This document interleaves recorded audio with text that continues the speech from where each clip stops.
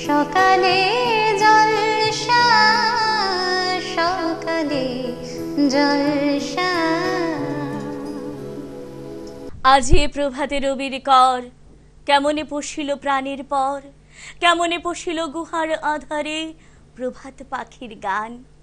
নমস্কার, শুভ সকাল বন্ধুরা, আপনাদের সকলকে স্বাগত জানাই সকালের জলসায়। চ্যানেল ভিশন নিবেদিত, শামসের মল্লিক পরিচালিত সকালের জলসায় আমরা নিয়মিতভাবে আপনাদের কাছে পৌঁছে দিই নতুন নতুন শিল্পী বন্ধুদের। আজকেও তার অন্যথা নয়, আজকে এসেছেন ডক্টর সুবীর মুখোপাধ্যায়, একজন সাহিত্যিক। তাকে নিয়ে আজকে তার কবিতা, তার পথ চলা সবটা গল্প শুনবো আর কবিতাও শুনবো। স্বাগত জানাচ্ছি ডক্টর সুবীর মুখোপাধ্যায়কে। স্বাগত। নমস্কার।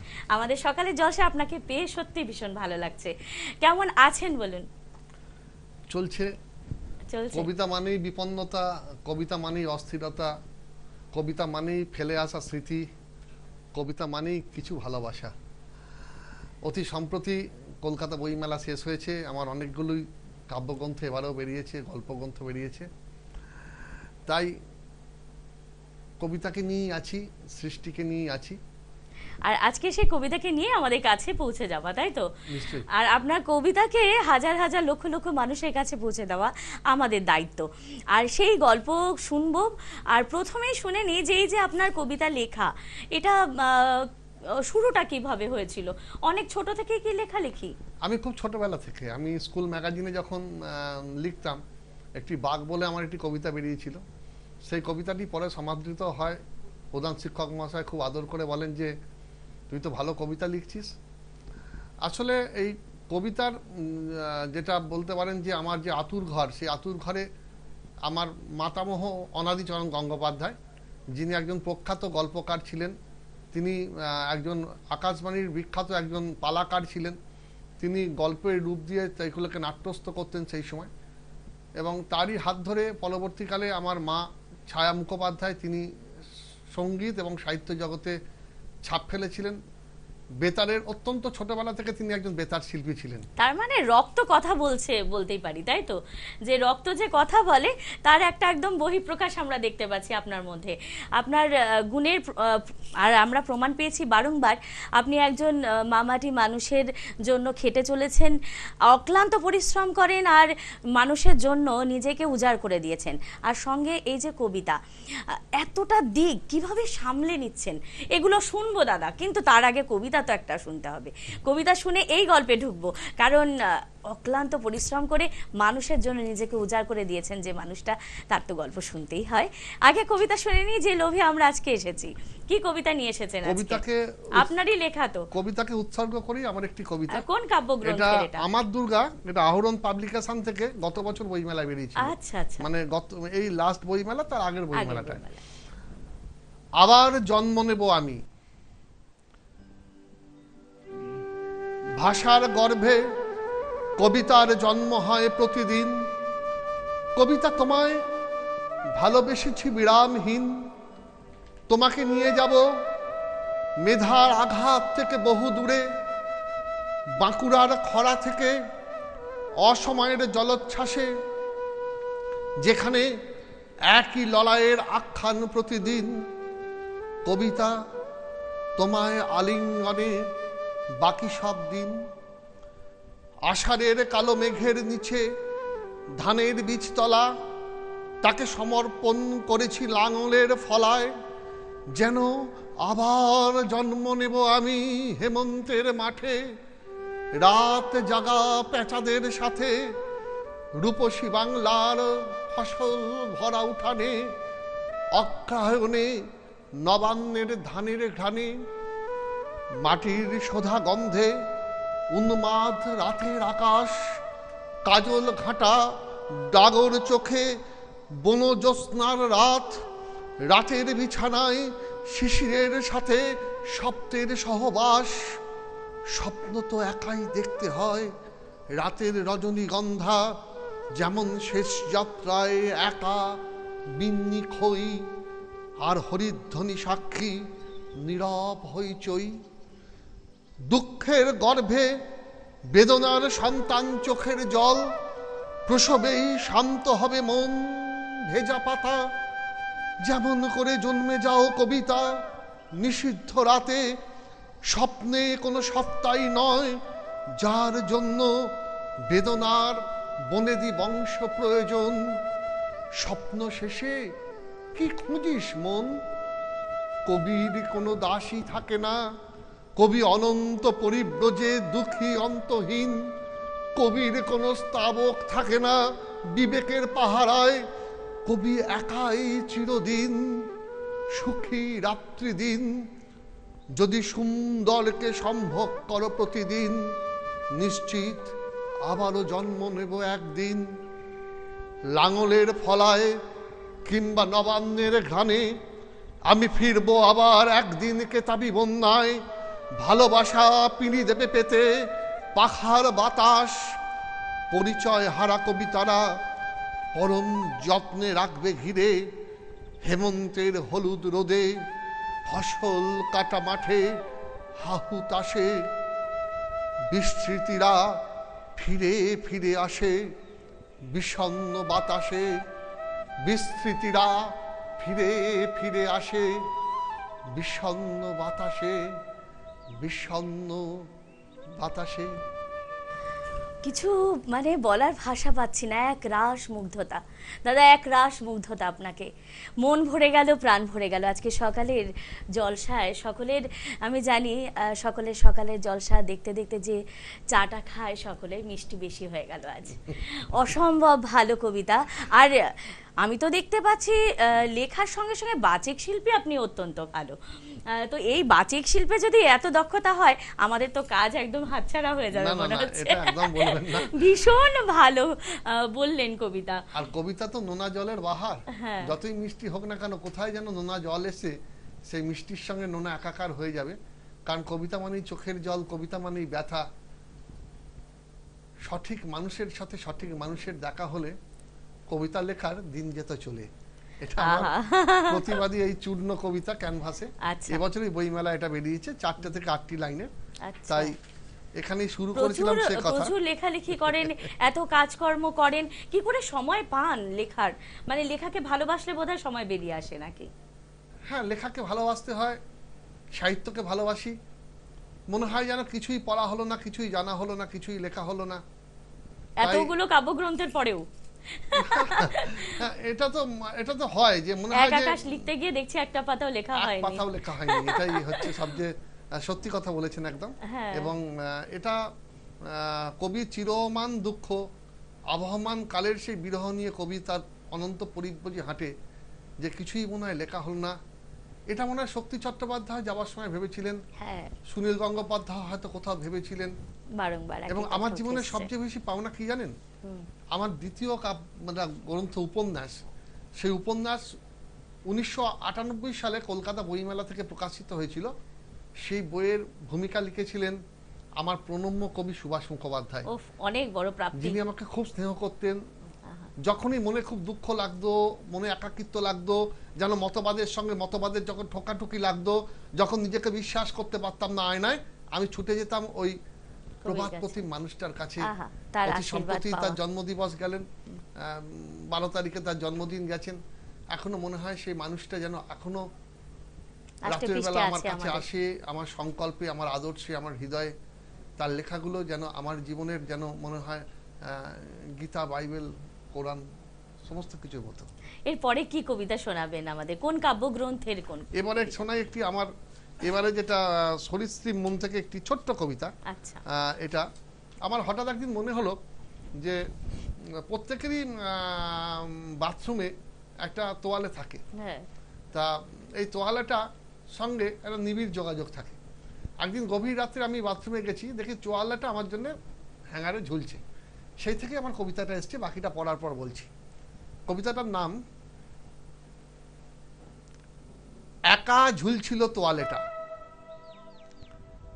বাইরে তখন অঝোর ধারায় বৃষ্টি, আমি একা বাথরুমে হ্যাঙ্গারে একা ঝুলছিল তোয়ালেটা। নিবিড় দুঃখে বর্ষার বৃষ্টির মতো কান্না এলে সে মুছে দিত চোখের জল।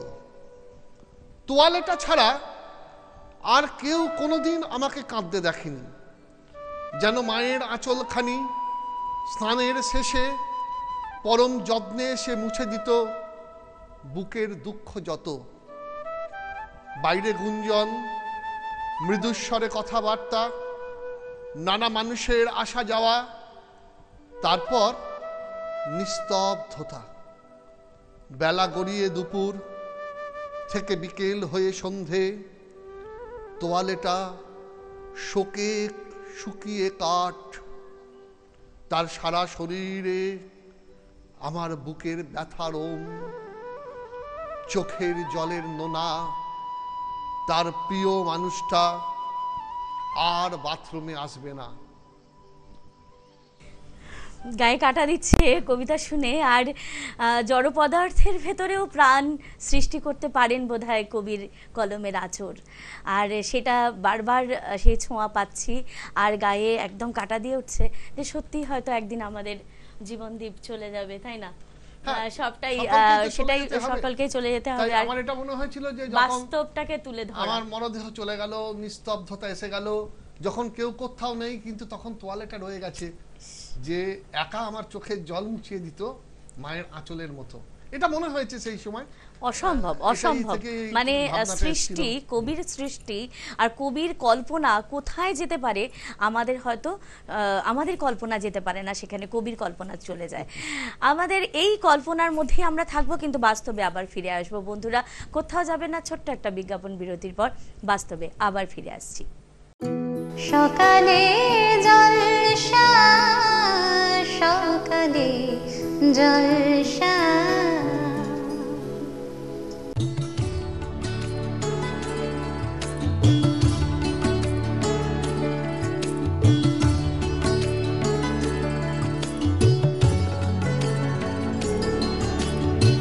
বাংলা টেলিভিশনে আসছে নতুন রিয়েলিটি শো বাংলার সুপারস্টার। আপনি কি কবিতা, গান, অঙ্কন অথবা নাচে দক্ষ? আপনার প্রতিভা প্রকাশ করুন কয়েক লক্ষ দর্শকের কাছে। অডিশনের জন্য এখনই নাম রেজিস্ট্রেশন করুন। ডেসক্রিপশনে দেওয়া নম্বরে সত্বর যোগাযোগ করুন। বাংলার সুপারস্টার, স্বপ্ন আপনার, পূরণ করব আমরা।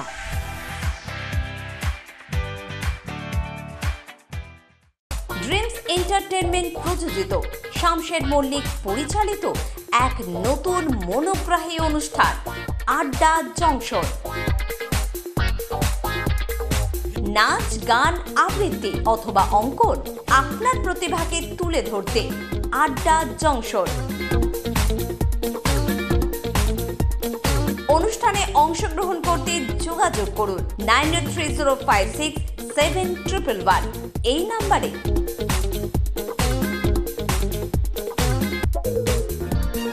আড্ডা জংশন প্রতিদিন সকাল 9টায় চ্যানেল ভিশনে। বাংলা টেলিভিশনে আসছে নতুন রিয়েলিটি শো বাংলার সুপারস্টার। আপনি কি কবিতা, গান, অঙ্কন অথবা নাচে দক্ষ? আপনার প্রতিভা প্রকাশ করুন কয়েক লক্ষ দর্শকের কাছে। অডিশনের জন্য এখনই নাম রেজিস্ট্রেশন করুন। ডেসক্রিপশনে দেওয়া নম্বরে সত্বর যোগাযোগ করুন।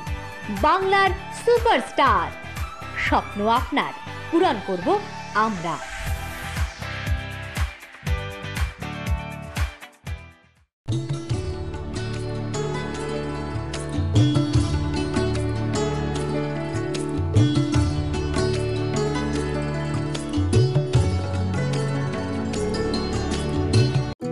সকালে জলসা, সকালে জলসা। ফিরে এলাম বিজ্ঞাপন বিরতির পর। আপনারা দেখছেন সকালে জলসা, শামশের মল্লিক পরিচালিত চ্যানেল ভিশন নিবেদিত সকালে জলসায়। আজকে আছেন আমাদের ডক্টর সুবীর মুখার্জি। ওনার কথা তো শুনছি, বারবার কবিতা শুনছি, এত ভালো লাগছে যে সকালটা আজকে সত্যিই অন্যরকম হয়ে গেছে। মনে হচ্ছে কোথাও জীবনানন্দ দাশের সোদা গন্ধ পাচ্ছি খুঁজে। বাস্তব আর কল্পনা কোথায় মিলেমিশে একাকার। এই যে বাস্তব আর কল্পনা আপনি এভাবে মিশিয়েছেন, আপনার বাস্তবে বাড়িতে সংসারে কে কে আছে এবার একটু শুনে নিই। আমার সংসারে স্ত্রী আছেন, তার সাথে আমার কন্যা এবং জামাতা। আচ্ছা, ছোট্ট সংসার, মিষ্টি সংসার। হ্যাঁ, এটা নিয়ে সংসার, কিন্তু আপনার আমাদের বৃহৎ সংসার পরিবার। তো আর এইটুকুর মধ্যে থাকে না, একটা বৃহৎ সংসারের সঙ্গে নিজেকে জড়িয়ে ফেলেছি। একটা সমুদ্রের মতো আমার সংসার আছে, যেখানে 28টা ছেলে মেয়ে, যাদের বাবা নেই মা নেই, তাদের সেই বিপন্ন ছাত্রছাত্রীদের আমি পড়াশোনা করাই। প্রত্যেক মাসে তাদের টিউশন ফি, তাদের বই কিনে দেওয়া, এটা করি। তাছাড়া তো যে কোনো মানুষের বিপদে আপনি সবার আগে। মা মারা যাবার পর মায়ের কিছু গচ্ছিত টাকা, পারিবারিক টাকা, একটি ট্রমা অ্যাম্বুলেন্স আমি এলাকার মানুষের জন্য দিয়েছি। মানুষের বিপদে পড়লে সেই ট্রমা অ্যাম্বুলেন্সটা কাজে লাগে। করোনার সময় খুব কাজে লেগেছে। এই জন্য আমাকে বিভিন্ন চ্যানেল, বিভিন্ন সংবাদ মাধ্যম এবং বিভিন্ন স্বেচ্ছাসেবী সংস্থা থেকে আমার এই কাজের জন্য আমাকে তারা পুরস্কৃত করেন, সংবর্ধিত করেন। এটাই মনে হয় দিনের শেষে প্রাপ্তি। দেখুন, আমরা কেউ সম্পদ, অলংকার, সোনা দানা কিছু তো দিয়ে যেতে পারবো না, সব রেখে যেতে হবে। কিন্তু যদি সুকৃতি রেখে যেতে পারি, যদি এই পৃথিবীর বাগানটাকে আরেকটু সুন্দর করতে পারি, এই পৃথিবীর বাগানের চারা গাছগুলোকে যদি আরেকটু যত্নে আমরা সার জল দিয়ে যদি একটু বড় করতে পারি, একদিন এরাই আমাদের ছায়া দেবে। সত্যি এই বিশ্বাসটাই আমার মনের মধ্যে আমি প্রথম করেছি, এবং করে আমি মাভুই রবে এগিয়ে চলেছি। এইভাবে যদি সবাই ভাবতে পারতো, হয়তো আমাদের পৃথিবীটা এরকম থাকতো না। এই বিভিন্ন যে এখন চারিদিকে চলছে, সেই ঝামেলাটা বোধহয় থাকতো না, যদি দাদার মতো সবাই ভাবতে পারতো। সবাই মানুষের পাশে একটু দাঁড়ান না, সবাই একটু একটু করে, প্রত্যেকটা ঘরের থেকে একজন মানুষও যদি এগিয়ে আসে, তাহলে মনে হয় পৃথিবীটা অনেক সুন্দর হয়ে যাবে, তাই না দাদা? একদম। সবাই ঘর থেকে, নিজের ঘর থেকে বিন্দুতে বিন্দুতে আমরা সিন্ধু তৈরি করতে পারি। আমরা যদি ভাবি যে আমাদের বিপরীত দিকে যারা পড়ে আছে তারা বিপন্ন, তাদের হাত কাছে আমাদের সহমর্মিতার হাতটা পৌঁছে দিতে হবে। এবং আমার মনে হয় লেখা তো এখান থেকেই ওঠে। শরৎচন্দ্র চট্টোপাধ্যায় জীবনের দিনলিপি থেকে লিখেছেন, রবীন্দ্রনাথ ঠাকুর তার জীবনের সমস্ত কিছু দর্শনের মধ্যেই তো সবকিছু লুকিয়ে আছে। তাই মানুষকে বিচ্ছিন্ন করে কিছু হতে পারে না। এবং অনেক বড় বড় মহাপুরুষ, অনেক মানুষ, তারা মানুষের জন্য কাজ করেছেন, এবং মানুষকে সঙ্গে নিয়েই তারা সমস্ত কিছু, মানুষের মধ্যে থেকেই তারা সাহিত্যকে খুঁজে পেয়েছেন। এবারে কি শোনাবেন? এবারে আমার অত্যন্ত একটা প্রিয় শিল্পী লতা মঙ্গেশকর। সকলের প্রিয় মানুষ। ঠিক সরস্বতীর বাণী বন্দনার সময় তিনি চলে গিয়েছেন আমাদের ছেড়ে, 2 বছর হলো। আমার এটি হৃদয়পুরের পড়ছি বলে একটি গ্রন্থ, এটি আহরণ পাবলিকেশন, এটা নিপ্পন পাবলিকেশন থেকে বেরিয়েছিল এই বইটি, কলকাতা বইমেলাতেই। এখানে আমি এই শেষ মুহূর্তে যখন বইমেলার প্রস্তুতি চলছে, সেই সময় তার পরলোক গমনের খবর এলো, বা তার তিনি আর আমাদের মধ্যে নেই। সেই মুহূর্তে আমার শেষ কবিতা এটা আমি দিয়েছিলাম, গানের সরস্বতী শেষ যাত্রায়। চিতা যখন জ্বালল সাঁঝের বাতি, আকাশ তখন অভিমানে ধূসর, এমনি করে যেতেই যখন হবে, গান সালুটে হোক না বিনা দোসর। সুরের যন্ত্রী রেখে গেলে সবই, মন খারাপের শীতের বিকেল ঘুরে, তোমার তরে যাওনি কিছুই নিয়ে, রইল পড়ে গানের উঠোন জুড়ে। সরস্বতী ভাসান নদীর জলে, মর্ত থেকে কৈলাসে তার পারি, তুমিও গেলে ছিন্ন বিনা রেখে, তোমারও তো ইন্দ্রলোকে বাড়ি। ভস্য যখন ভাসবে নদীর জলে, ছলাৎ ছলাৎ ঢেউয়ে ব্যথাতুর, অস্থি কলস বুকে নিয়ে গঙ্গা, বসন্তে বেঁধো স্বর্গ সুখের সুর। বাগদেবী তো আসবে বছর ঘুরে, তুমি যখন স্মৃতির অ্যালবামে, সুরের দেবী পড়বে তোমায় মনে, তোমারই গানে খুঁজবো আন মনে আমার প্রিয়জনে, তোমারই গানে খুঁজবো আন মনে আমারই প্রিয়জনে। আহা, একদম ছুঁয়ে যাচ্ছে মন। বারবার বারবার কোথায় আবেগে হারিয়ে যাচ্ছি, আর প্রতিটা মানুষের আবেগে যেন আপনি কোথায় গিয়ে ছুঁয়ে যাচ্ছেন সকলের হৃদয়। আজকে বোধহয় এজন্যই আপনার নাম চারিদিকে এত ছড়িয়ে গেছে। প্রত্যেকটা মানুষের মনে নিজের জায়গা করে নেওয়া এতটা সহজ কাজ নয়। মানুষের হৃদয়ে এত নিজের একটা এত মানে সব কাজ ছেড়ে মানুষের মনে এত বড় জায়গা করা খুব বড় একটা কাজ কিন্তু করছেন। মানে কি, আমরা তো একটু সংসার করতে গেলে এর সাথে ঝামেলা, ওর সাথে ঝামেলা হয়ে যায়, আপনি এতটা কিছু কিভাবে সামলান? একটা কথা হচ্ছে যে আর কখনো হাসি ছাড়া দেখি না, সর্বদা মুখে হাসি। দেখুন, রাগ করলেই তো সময়টা চলে যাবে, জীবন তো খুব সংক্ষিপ্ত। সেটাই। রাগ করে লাভ কি আছে? রাগ করলে সময় নষ্ট, নিজের শরীর নষ্ট, মানসিকতা নষ্ট। তাই আমি রাগ করি না। সবার সাথে এইভাবে আমাকে যে কটু কথা বলে আমি হেসে বলি, একদিন হয়তো সে বুঝতে পারবে, সেদিনের অপেক্ষায় রইলাম। বা আমার ভালোবাসায় কোথাও হয়তো কম হয়ে গেছে, সেই জন্য হয়তো সে আমাকে বুঝতে পারলো না, আমার প্রতি অভিমান করলো, রাগ করলো, বা তার আমার প্রতি বিদ্বেষ এলো।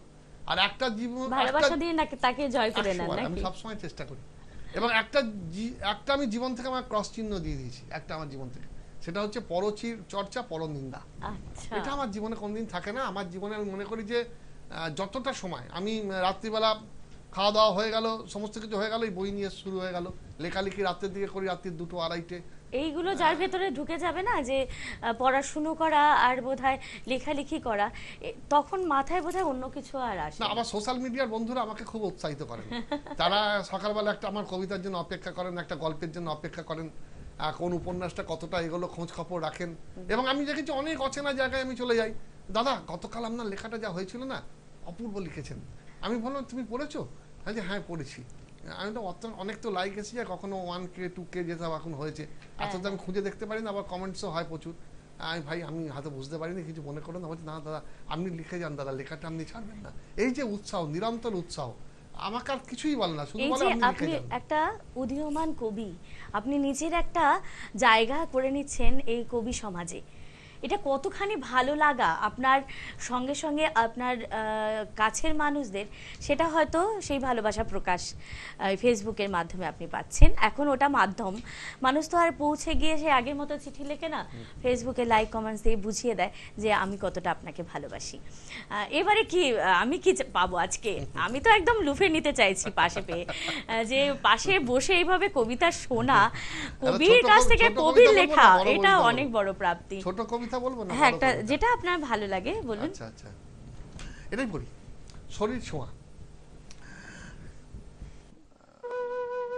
তোমার আমার শরীর ছোঁয়া, সাদা মেঘের চিঠি বদলে দিয়েছে ডাকপিয়নের ব্যস্ত সময়সূচি। শ্রাবণ জুড়ে নীল আকাশ, কাকতালীয় শরৎ, বৃষ্টিবিহীন চাতক চোখে বিকেল শেষের সড়ক। যা কিছু ছিল ছোটবেলা স্কুল পিঠের ব্যাগে, শহর শেষের ফাঁকা মাঠে বড্ড একা লাগে। তোমার আমার ব্যথাগুলো দলা পাকিয়ে বুকে, নদীর চরে শুয়ে আছে না জানি কোন সুখে। দূরের ওই বহুতলের আকাশ ছোঁয়া চূড়ো, জ্বলছে উঠছে নিয়ন বাতি, ভীষণ তাড়াহুড়ো।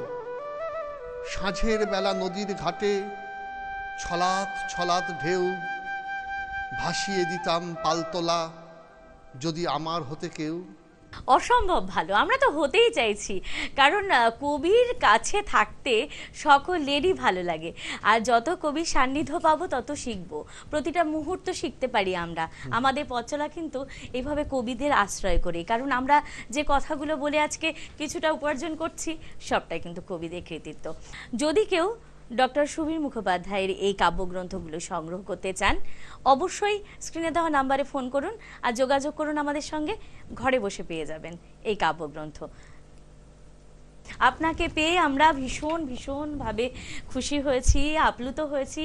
আর এইভাবে বারংবার কিন্তু আবদারের ডালি নিয়ে যাব, আসতেই হবে। চ্যানেল ভিশনের পক্ষ থেকে এই স্মারক আপনার জন্য। আমি আরো সমৃদ্ধ হলাম, আমি আরো কৃতজ্ঞ হলাম, আমি আরো উৎসাহিত হলাম, আমি আরো প্রাণিত হলাম। আর এটা আপনার জন্য, একটু আপনি পড়ে নিলে খুশি হব। হ্যাঁ, আহা, ভীষণ সুন্দর মুহূর্ত সাক্ষী আমি হতে পেরে আমার ভীষণ ভালো লাগছে। আর এই সম্মাননা পত্র আপনার জন্য। এইভাবে আপনার কাব্যগ্রন্থের সংখ্যা আরও বৃদ্ধি পাক, আপনার কলমের শক্তি আরও বৃদ্ধি পাক, মসৃণ হোক আপনার এই পথ চলা, এই কামনা পরমেশ্বরের কাছে রইল। ভালো থাকুন, সুস্থ থাকুন আর আমাদের সঙ্গে থাকুন। এইভাবে আমরা আবদারের ডালি নিয়ে আবারও পৌঁছে যাব আরও কোনো একদিন, আপনাকে কিন্তু অবশ্যই পাশে চাইব। সকলে ভালো থাকবেন, সুস্থ থাকবেন, সকালে জলসার সঙ্গে থাকবেন। পরের দিন আবার নতুন কোনো শিল্পীকে নিয়ে আবার হাজির হব। আমি আপনাদের বন্ধু উমা সরকার। এইভাবেই সকালে জলসার ভালোবাসায় রাখবেন। নমস্কার।